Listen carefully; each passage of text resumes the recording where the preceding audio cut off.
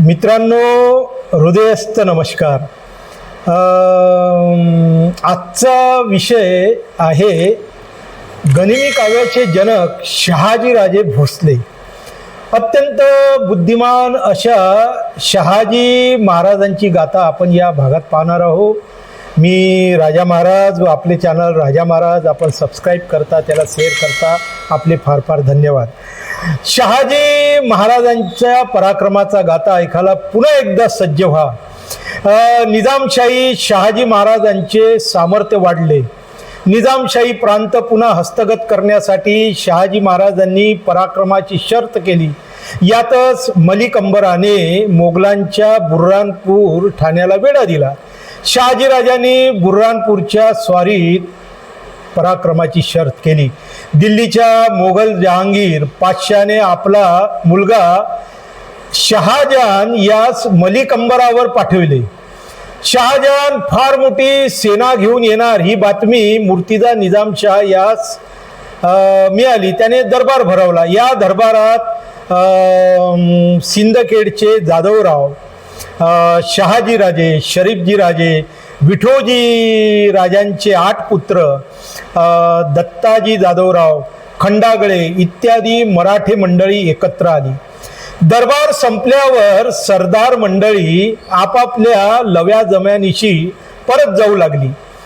त्या दाटणीस भोसल्यांकडील खंडागळे यांचा हत्ती बेभाम होऊन त्याने जाधवरावाकडील अनेक पाईकांना चिरडले, अनेकांना जखमी केले. तेव्हा लखोजी जाधवरावांचा मुलगा दत्ताजी हा हत्तीला मारायला धावला. त्याला अडवण्यासाठी विठोजीचे 8ही पुत्र धावले. दत्ताजीने भोसल्याकडील अनेकांना जखमी केले. या झटापटीत विठोजीच्या संभाजी मुलाने दत्ताजीवर वार केला. या वारात दत्ताजीचे मुंडके उडाले. ही बातमी लखोजी जाधवरावांना समजताच त्याने संभाजीवर हल्ला चढविला व या हल्ल्यात संभाजीला ठार केले. संभाजीच्या मदतीला शहाजीराजे धावून गेले. एक पट्ट्याचा हात शहाजींच्या डोक्याला लागून शहाजीराजे भोवळ येऊन मूर्छित पडले. मुर्तिजा निजामशाह मध्येच धावून आला व ही जीव घेणारी झटापट थांबली. काही कारण नसताना दत्ताजी संभाजी ठार झाले. त्यातल्या त्यात मुर्तिजा निजामशाहने 2 खडे बोल लखोजी जाधवरावांना सुनावले. मुर्तिजाच्या या विधानाने आगीत तेलाचे काम केले. मुर्तिजा निजामशाहने भोसल्यांची बाजू घेतल्याने जाधवराव मंडळी निजामशाहवर नाराज झाले. या सुमारास शके 1545 मध्ये जिजाऊ आऊसाहेबांना पुत्ररत्न झाले. आपल्या मेलेल्या चुलत भावाच्या स्मरणार्थ शहाजीराजांनी त्याचे नाव संभाजी ठेवले. त्या मुलाचे नाव संभाजी ठेवले.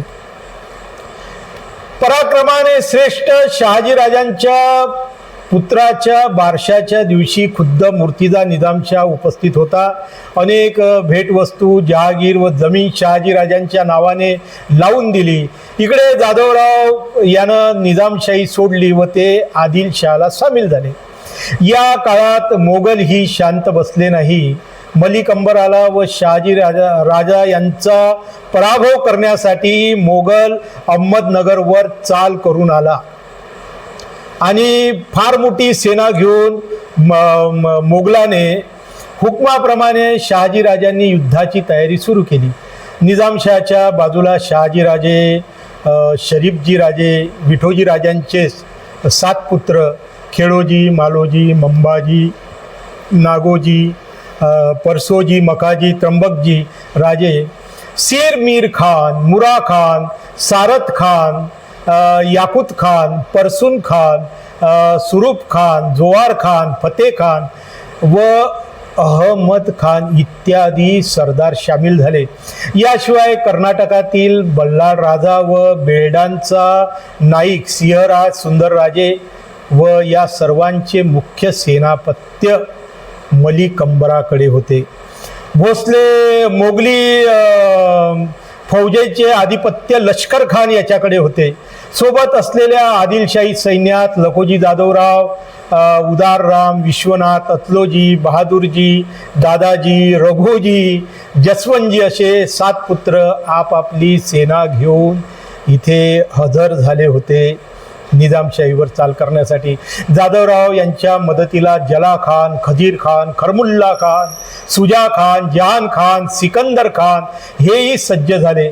आदिलशाहकडील मुस्तफा खान, दिलावर खान, याकूत खान तर आदिलशाही फौजेचे आधिपत्य मुल्ला मोहम्मद लारी सरलष्कर याच्याकडे होते आणि ही सर्व सेना घेऊन ते निजामशाहीवर चाल करून आले.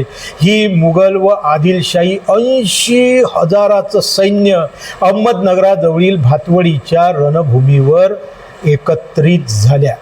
आता इतकं मोठं सैन्य आलेलं आहे, इतक्या मोठ्या सेनासागराला पाण्याची व्यवस्था लागते, म्हणून नदीपात्रात या विशाल सैन्याने आपले पाल टाकले आणि साहजिकच हत्ती, घोडे, उंट, बैल, खेचर यांनाही पाणी लागतेच. मध्यरात्रीला शहाजीराजे आपल्या निवडक सैनिकासह भातवडी धरणावर आले आणि शहाजीराजांनी धरण फोडले. काहीही ध्यानीमनी नसताना प्रचंड पाण्याचा प्रवाह शत्रू सैन्यावर आदळला. काय गनिमी कावा! शत्रू सैन्याची पळताभुई थोडी झाली. हत्ती वाहत गेले, उंट वाहत गेले, माणसाची काय केव्हा. शहाजीराजांनी गनिमी काव्याने शत्रूवर मात केली. सकाळी अनेक सरदार सैनिक चिखलात ऋतूर होते. परमानंद गोविंद नेवासकर यांनी शिवभारतात अध्याय 4 मध्ये या भातवडीच्या रणसंग्रामाचे रसभरीत वर्णन केलेले आहे. ते शिवभारतात आहे. मोगल व आदिलशाही अशी दोन्ही सैन्य शहाजीराजे यांनी एके ठाई बुडविली. अनेक बकरकारांनी या गनिमी काव्याचा उल्लेख केलेला आहे.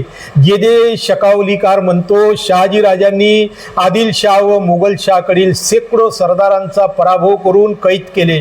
काही आदिलशाही व मोगल सैन्य पळायला लागले. आता त्या पळणाऱ्या मोगल सैन्याचा पाठलाग सरफोजी राजे यांनी केला. शरीफजी राजे यांनी पराक्रमाची शर्त केली. अनेकांना कापून काढले, अनेकांना यमसदनी पाठवले. जणू काय शरफोजीने शंकराचा अवतारच धारण केला होता. पण घात झाला. या युद्धात शरफोजी राजे खर्ची पडले. ही बातमी शहाजीराजा समजताच शहाजीराजे व खेळोजी राजाने मुघलांची व आदिलशाही सैन्याची एकच कत्तल उडवली. भातवडीच्या घोर रणसंग्रामात शहाजीराजांचा नरसिंह अवतार जगाच्या निदर्शनास आला. या रणसंग्रामात वृद्ध मलिक अंबर हा 80 वर्षाचा, नावाला मात्र सेनाध्यक्ष, बाकी लढाईची सर्व व्यूहरचना तरुण शहाजीराजांची होती. व्यूहरचना होती, नियोजन होतं, व्यवस्थापन शहाजीराजांचंच होतं. निजामशाही दरबारात शहाजीराजांचा बहुमान झाला, सत्कार करण्यात आला. या प्रसंगानंतर मात्र मलिक अंबर शहाजीराजांचा द्वेष करायला लागला. जाधवरावही मत्सर वैमनस्य करीतच होते. त्यात आता या मलिक अंबराची भर पडली. म्हणजे आता एकापेक्षा 2 झाले. नोव्हेंबर डिसेंबरमध्ये मलिक अंबराने शहाजीराजे, खेळूजीराजे यांना सोबत घेऊन आदिलशाही मुलकात धामधूम उडवली. आदिलशाही मुलूक काबीज केला. नवरसपूर जाळून पोळून खाक केले. सोलापूरचा भुईकोट काबीज केला. एप्रिल महिन्याच्या पहिल्या आठवड्यात सेनासोबत शहाजीराजे, खेळूजीराजे ही भोसले मंडळी राजधानीत परत आली. शहाजीराजे एप्रिलच्या शेवटी जिजाऊ आऊसाहेबांना भेटण्यास घरी आले. इथे इतिहासाचार्य बाबासाहेब पुरंदरे यांनी एक नाट्यमय खूप सुंदर प्रसंग दिलेला आहे. शहाजीराजे घरी आले. शहाजीराजे जिजाऊ आऊसाहेबांना म्हणाल्या, राणी साहेब, आम्ही दोन्ही बादशांचे पराभव केले, आमची आसमानी फतेह झाली. जिजाऊ आऊसाहेब म्हणाल्या, पण महाराज, आपण पराक्रमाची शर्त करत आहात, पण कोणासाठी? राणी साहेब, हजरत जिल्हे इलाही निजामशाहसाठी अहमदनगरची ही निजामशाही टिकली आहे भोसल्यांच्या समसेरीवर. भोसल्यांच्या समसेरीची तारीफ आलम दुनियेत रोशन आहे. पण महाराज, याच रोषणाईत मराठ्यांच्या लेकी सुना पळविल्या जात आहे. महाराज, खुद्द आपल्या भाऊजाईंना, माझ्या जाऊबाईंना गोदावरीवरून स्नान करीत असता मोगल सरदाराने पळून नेली. धावा धावा, वाचवा वाचवा म्हणून जाऊबाईंनी टाव फोडला. काय करीत होत्या तेव्हा भोसल्यांच्या समसेरी? राणी साहेब, एकदा दैव फिरलं म्हणजे प्रत्यक्ष देव सुद्धा हताश होतात. याच गोदावरीवरून प्रभू श्री रामचंद्राची सीता राक्षसांनी पळून नेलीच ना? होय महाराज, पण त्या सीतेला श्री रामचंद्राने सोडून आणले. हताश नाही झाले ते. राणी साहेब, खेळोजी राजे भोसल्यांनी सुद्धा आपली बायको मोगलांच्या हातून सोडून आणलीच की. होय महाराज, 2.5 लाख रुपयाची खंडिनी भाऊजींनी महाबत खान सुभेदाराला भरली आणि मग तिला सोडून आणली. प्रभू श्री रामचंद्राने रावणाला खंडणी नाही भरली, खांडोळी केली त्यांनी. राक्षसाची, रावणाची होळी केली त्यांनी लंकेची. राणी साहेब, आपल्या मनात तरी काय आहे? जिजाऊच्या मनात फडकत होते बंडाचे झेंडे. हा सर्व चाललेला अत्याचार तिच्या मस्तकामधून तिच्या गर्भात उतरत होता. उन्मत्त ही सिंहासने चिरफाडण्या सामर्थ दे, निरदायण्या या दैत्य झुंडी अंबिके वरदान दे. इकडे निजामशाही दरबारात मलिक अंबराने चाल खेळली. भातवडीची लढाई, नवरसपूरची जाळपोळ, सोलापूरचा वेढा, यात विजयाचे श्रेय खेळोजी भोसल्यांच्या नावावर जाणून बुजून केले. कारण शहाजी राजांना डावलायचे होते. खेळोजी भोसल्यांचा मलिक अंबराने आपल्या गटामध्ये ओढून घेतले. यातच मूर्तिजा निजामशहाचा मूर्खपणा. त्याने दरबारात शहाजी राजांना डावलून खेळोजी राजांचा सन्मान केला. म्हणजेच मूर्तिजा निजामशाही शहाजी राजांवर उलटला. आता घरचे भाऊ खेळोजी राजे, राज्याचा मालक मूर्तिजा, सासरा जाधवराव, वजीर मलिक अंबर हे विरुद्ध झालेले पाहून शहाजी राजांना सुरक्षिततेचा मार्ग शोधावा लागला. तिथेच थांबले असते ते शहाजीराजे कसले? इथे शहाजीराजे स्वस्त बसले असते तर शहाजीराजे संपले असते. अगदी जशी लखोजी जाधवरावांची हत्या दरबारात झाली तशी शहाजीराजांची हत्या झाली असती. इथे शहाजीराजांनी गनिमी काव्याचा वापर केलाच. आदिलशाही शहाजीराजांच्या संपर्कात होतीच आणि सतत आदिलशहाचे रंदुल्ला वगैरे त्यांच्या संपर्कात होते.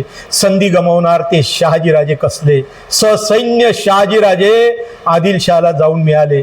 12,000 मनसब, अक्कलकोट वगैरे जहागीर आदिलशहाने शहाजीराजांना दिली अशी माहिती सानेपत्र शिवदिग्विजय बखर यामध्ये सुद्धा आलेली आहे. शहाजीराजे स्वस्त बसले नाही. शहाजी राजांनी प्रत्येक ठिकाणी पराक्रम केला निजामशाहीला वाचवण्यासाठी. असा हा गनिमी काव्याचा आद्यजनक शहाजी राजांनी आपल्या बुद्धी सामर्थ्याच्या बळावर पुढे कधी या पातशहांना एकत्र येऊ दिले नाही. त्यांचे वर्तन अद्भुत होते. सैन्याच्या जोपासलेल्या व मशागतीला नेहमीच ते प्राधान्य देत आणि म्हणूनच सारे जग उलटले तरी त्यांच्या सैनिकांनी शहाजी राजास कधीही अंतर दिले नाही. जय हो प्रसंगी माघार घ्यावी लागे. सैन्याची श्रद्धा शहाजी राजांच्या ठाई अढळ होती. इतकी होती की शहाजी राजांना कधीही सैन्य सोडून गेला नाही. असा हा गनिमी काव्याचा जनक शहाजी राजांचा इतिहास मी संक्षिप्त रूपात सांगितला. तो वेळोवेळी मी आपल्याकडे घेऊन येत जाईल. मित्रांनो, माहिती कशी वाटली हे जरूर सांगा. आपल्या शंका कुशंका कमेंटच्या माध्यमातून लिहा. आपले चॅनल सबस्क्राईब करा. आपल्या मित्रांनाही पाहायला सांगा. मी इथेच आपली आज्ञा घेतो. जय शहाजीराजे, जय शिवराय.